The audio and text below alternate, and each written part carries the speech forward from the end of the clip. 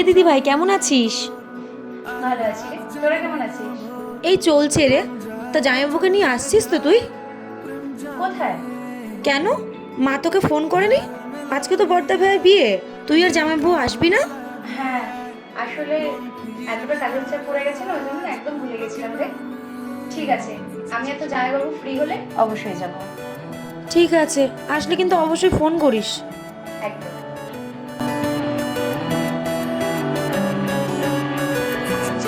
তোর এক কথায় আমি রাখবো হাজার বাজি,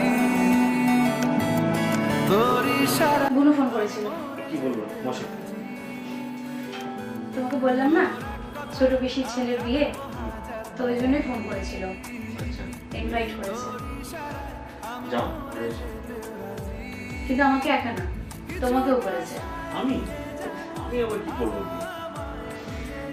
কি বলতো, সময় না খুব পরিবর্তনশীল। যখন তুমি আমার হাত ধরে পালিয়েছিলে না, তখন কেউ মেনে নিতে চাইনি।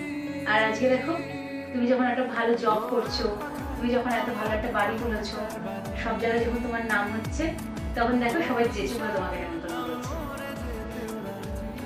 তাহলে বিয়ে বাড়ি যাবো তো? না, কেন?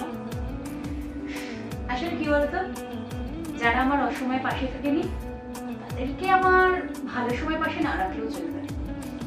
জীবনে খারাপ পরিস্থিতি আসাটা খুব দরকার, তাহলেই তো বোঝা যায় কে তোমার ভালো চায় আর কে চায় না। শোনা নেই, অজান্তেই এসেছে অন্যকে,